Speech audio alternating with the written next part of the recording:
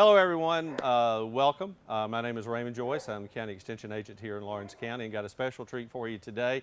I'm here at Windham's Greenhouses located down in the southern part of Lawrence County, and we're happy to have with us today Troy Windham, who is the son of Larry and Janie Windham. And Troy, welcome. Well, thanks for having us. Yes, glad you guys are out here today. Yeah, it's good to be with you. It's Christmas time, and we wanted to come down and show you some of the Christmas plants. And you can see here in the shot that we're in, you can see the beautiful red poinsettias here that the Windhams have been growing this season. And just wanted to see, tell us a little bit about how y'all do these poinsettias and all. Okay, so this is a traditional red variety, Mars. Back during July, probably middle of July, during the heat of the summer, we'll get in some little rooted liners that come in from cuttings off of parent plants from Costa Rica, Ecuador, Central and South America. And they're rooted out in liners in farms, either up in New Jersey or in Florida. And so in those rooted liners, they're a little dirt plug with a plant about that big that's rooted. And we'll start planting them up in July. And we'll get about 10,000, 12,000 liners in a year, and we'll pot them up into a 4-inch pot, which is about that big, a 6.5-inch pot, which you see here, or an 8-inch pot, which is hanging right there, and up to a 10-inch pot, which is a little bit bigger that we have around here in the background. Right. And so that's what we pot them up in, and we do it in stages depending on how they're supposed to finish. And right here we have a finished product on what we call a florist quality poinsettia. Right, right. These are beautiful, and you always do a great job with it. I know, but let's tell the viewers, and the viewers may know as well.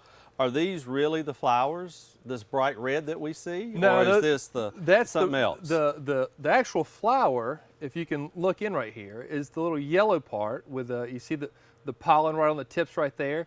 And that's when we know they're ready, retail ready for shipment, is when we start to see the actual flower bud start to emerge and open up a little bit. The red is the bracts, and the leaves have turned red, and that's what poinsettias do. And whenever it starts getting dark, we have longer nights as they start to color up good. Sometimes we have issues with things like heat delay. If we have a real hot summer into a hot fall, they don't quite color up as good. But we're fortunate to have good weather this year, and we've had a great poinsettia crop so far. Hopefully all this will be gone in the next 10 days or so. Right. It's December, December 4th or 5th today? Yep. And so hopefully these will all be gone in the next 10, 15 days, and they'll be in everyone's house to enjoy for the holidays. And y'all are what we call a wholesale. That's right. Operation. A wholesale operation. Right. So we sell to florists, garden centers. Poinsettias typically go to a lot of fundraisers for FFA organizations with schools, and of course, historically a lot of churches. This year's a little bit different with COVID, but we still have a number of churches that have maintained their orders this year, which we're real appreciative of. But our biggest customers for poinsettias has really merged into, over the past couple of years, it's been school systems. School systems, okay. As far as fundraisers? Yeah. Fundraisers, yep. okay, Yep. good. Now we see this is the traditional, the red, but what other colors do we have? Say if you... Well, this is it's a little smaller white variety that we have. That's real pretty. And typically you'll see at Christmas time, this kind of creamy white. Right. A lot of people like the real shock white, which we have an Alaska white somewhere around here that's a newer variety that's kind of a bright white. Oh, okay. And I tend to prefer that over the creamier, but that's one.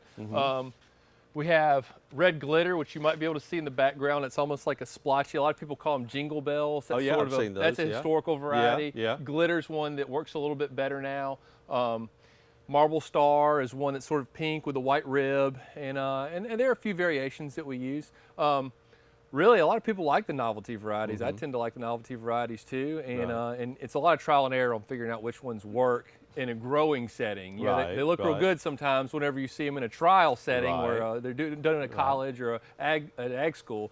But out here in the field where we're actually growing and you're growing thousands of them, you want to make sure they're going to perform. Right. You want to make sure you got a product at the end, and that's right. Not something you have to toss, anything like that. Well, these are beautiful. I mean, the poinsettias, and a lot of times I get calls at the extension office about how can I care for these afterwards, and a lot of people do. And recently, a few weeks ago, I was at a homeowner's house here in town, and she had taken and planted a poinsettia about 2 or 3 in her yard, and it was beginning to turn And again, like you said, it's the length of the daylight.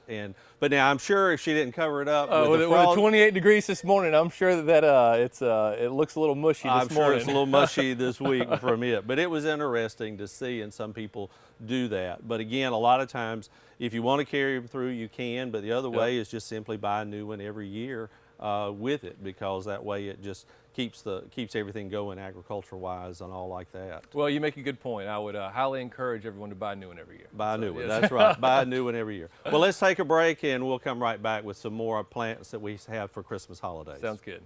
Hi, I'm Don Carlson with Dublin Chevrolet. Many of us are ready to enjoy the holidays. The Silverado Crew Cab Custom for an amazing $29,999. Call, click, or come see us. Dublin Chevrolet, the only dealer you'll ever need. I am proud and honored to speak on the behalf of Stepping Stone and the great work that they have done in our community. We are very blessed to have Stepping Stone here to assist not only our community and the victims with the spirit of excellence, but even to our law enforcement when it comes down to prosecuting these cases.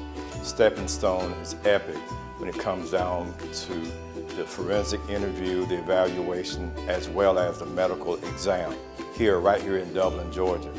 For years, I've served on the board here at Stepping Stone in the past, and it was a task to get a sane nurse here in this area. And Brooke has done an excellent job with her staff to have a sane nurse to serve 8 or more counties when it comes down to these types of investigations. You cannot ask for a better facility. So today, I'm very proud to speak on their behalf and the great work they've done in our community. Well, welcome back. I'm here with Troy Windham with Windham's Greenhouses here in Lawrence County. And Troy, I don't want to put you on the spot as far as history, but I know you probably know because you went to UGA and all like that. They teach a lot of good things at UGA. But the history of the poinsettia, where did it originally come from? Well, I don't know the true history. I do know that I performed a play at White Springs Baptist when I was a little boy that was quote unquote the history. And the story goes that the poinsettia euphorbia plant is the scientific name, and it's called euphorbia, and you might be able to see it because it bleeds a little bit. So there's a little white blood that comes out. It's real sticky kind of a sap, sticky sap, and most of the euphorbs have that. Well, it's native to Mexico. Yep. And so there was a little Mexican girl who was they're having a church service for Christmas. And her mother got sick, and her mother was supposed to decorate the altar for the service. Mother was sick in the hospital. The night of the service, her dad and the husband to the wife who was sick are rushed to the hospital. The little girl's left to basically create something for the altar that her mother was supposed to do. So she gets some weeds from out in the yard and takes them into the service. And she leaves, and all the ladies are giving her grief about, oh, these are ugly weeds, this, that, the other. And they all come in for the Christmas service, and they all turn bright red. And so that's an interesting little story about how the color change of the poinsettia, and it is a weed in Mexico. If you ever go, I mean, you can see it in South and Central American countries. I mean, the things are 10, 12 feet tall sometimes. And they color up. And when you see them out in the wild in native areas, you'll notice the bracts are much tighter and smaller. And here, when we try and finish our poinsettias, we spray a chemical called fascination that helps elongate the cells in the bracts to get a bigger, more showy plant.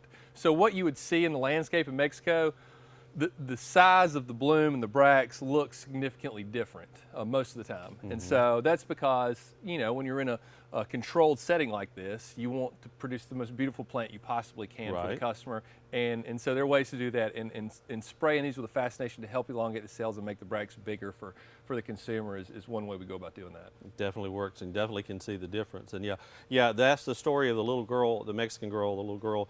That story I have shared in newspapers, articles, and all. It's a beautiful story with it. And one of the interesting things is the poinsettia. We had an ambassador to Mexico who, from South Carolina, was the one who actually brought them to the U.S. when he was ambassador, and he had them in his greenhouse in South Carolina. And that's the reason they're called poinsettia, is because he was a poinsettia as well, so the poinsettia. But I like the little girl story as with that. But the history is how he brought them in. And then there's a family in California that's really done a lot of work on poinsettias Eckies, yep, Eckies, yep. the Eckies really have done a lot of work in developing a lot of these. Well, let's shift from the history of poinsettias to the history of Windham greenhouses. Tell us a little bit about it. Well, as Raymond mentioned earlier, we're a wholesale grower. My dad and his father started the business 42 years ago.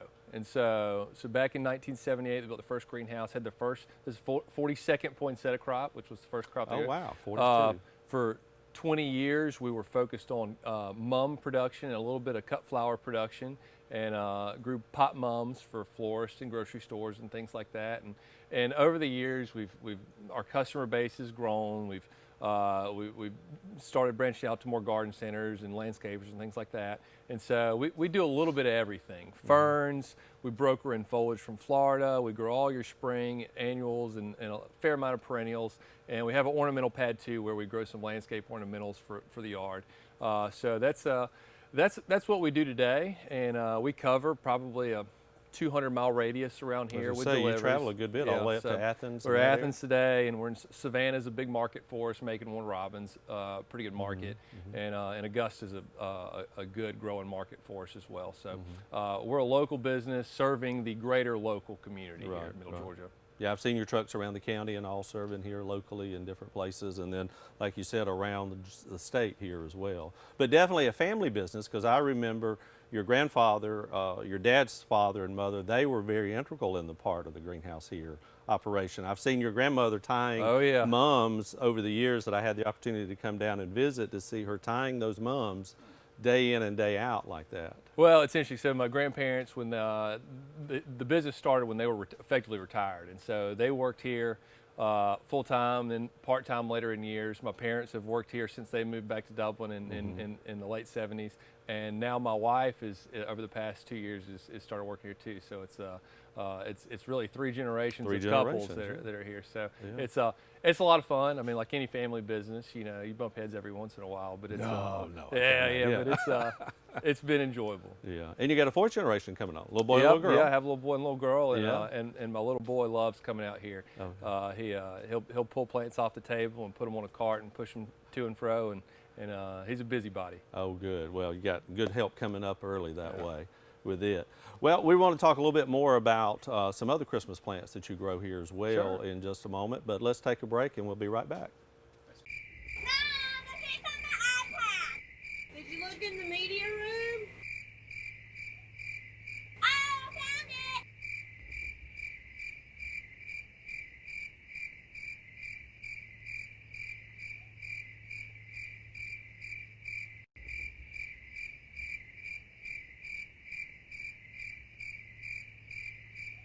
When you want convenience, you want Neighbors Express, where you'll always find friendly, courteous service every time you visit us. Fill up with pay at the pump. Take advantage of our bigger and better selection of beverages and tobacco products. Enjoy our popular crushed ice with your favorite fountain drink. And you can always enjoy a fresh hot breakfast, lunch, or dinner. So stop by and see us today, where it's always convenient and friendly. Neighbors Express, locations at I-16 at 441 and in Cedar Grove, where we provide farm fuel for all our customers. When you want convenience, you want Neighbors Express.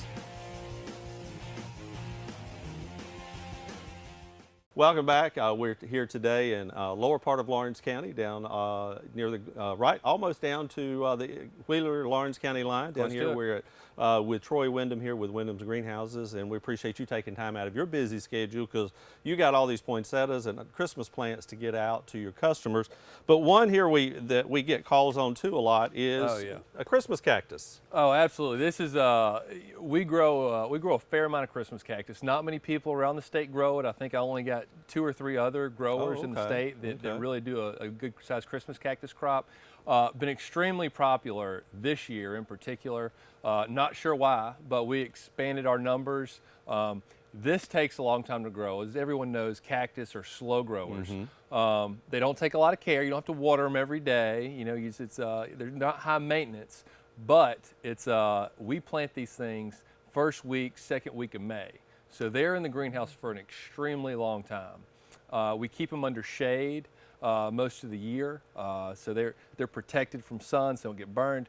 But this is a finished Christmas cactus basket, great size. You can see we got one bloom right there, and we got a lot of buds coming on. It's a great plant. As Raymond was referring to earlier, we're talking about buying a poinsettia every year, which I encourage you to do. These things can last a lifetime. Yes, yes. Yeah. You may know, I have 6 cactus out there from one that my great aunt had that she had inherited. And Oh, so wow. we've divided it a few times. Yeah. Now it doesn't look like this. As many that have been in a home for 30 years don't, but Right. but it's a great heirloom plant that you can share for generations. Right. And you talk about the care is that, yes, you don't want to overwater them because your cactus are good, like that kind of dry soil that way. And you can see on this plant all the buds that will be opening very soon that way. Is there a trick to get it to bloom? Or what do y'all do to get it to bloom? We spray it to divide the blooms when we first see the smallest little bloom coming on to get them to multiply. We really don't have to force anything. As a matter of fact, this year our whites and our pinks bloomed real early, so we couldn't call them Christmas cactus, we call them Thanksgiving cactus. Thanksgiving cactus, So that's right. you just learn to market it appropriately. That's right. Yep. That's exactly right. And so yeah, but we were real fortunate. Our Christmas cactus crop was pretty much sold out by October 31st, or booked for. Oh, booked, so yeah, so we've been booked up with these, and wish I had some more. Right, Yeah. right. Well, this is a great plant because, like you said, it can go from year to year. It can be for generations, like Oh, you did absolutely. with your aunts as well that way. So beautiful. Let me take that here, and you can see that beautiful flower with it. And then the other one here that we see a lot of times, we see these. This is an amaryllis. Oh yeah. And we see that in those little boxes that you see at the big box stores and all that you can plant and grow. Or you can buy one of these at a garden center or either at a florist that way. That's right. So we'll our amaryllis bulbs come in from Holland. We get them in usually the last week of October, first week of November. Pot them up real quick. The ones you get in the box at the store, you can do it and then finish them out just like this. Not high maintenance. You just need to put them in a sunny spot and let them go. Right. And this shoot will start to come up. You don't want to, if you're planting one that you buy in a box at a garden center or somewhere like that, or Home Depot or Lowe's, you don't want to plant it too deep. You want to have the crown of the plant out of the pot, and then just let it go. This, you can cut the stem back, and then we'll have some more shoots to come up. So this will probably bloom three or four shoots out of it before it's spent, and then it can go in the yard. You can go in the yard. That's Yep. right. It's a great That's bulb right. perennial. Yep. You can recycle this guy. Yes, 'Cause you can you put can. him. You can put Absolutely. him in the yard, and again keep going that way. But like you said, cut this off, and you'll get more and more blooms. But this makes a great plant for someone, again, as a gift for Christmas. Any of these plants that we've talked about, here can be a great gift for somebody at Christmas, or if they're just to give them a smiling face in this COVID time. If you have a neighbor or somebody, buy one and give one to them, or either again give it to them for Christmas that way. Well, Oh, Troy, absolutely. anything else you want to share? Any tips that you've got that, or anything in general going on that you might want to mention? Oh, not that I can think of. I hope everybody has a Merry Christmas and continue to enjoy beautiful plants at your local forest or garden center. And encourage you when spring comes to read Raymond's articles in the paper and get out there and do what he says. Well, we appreciate you taking time to let us come down and take the show. And I do want everybody to enjoy Christmas and have a safe and fun holiday season. Stay safe. And again, if you have any questions, you can call us at the Extension office at 272-2277, and we'll be glad to give that answer. And again, we thank Troy and his staff and family here today for allowing us to come down and visit with them. Thank you. Merry Christmas.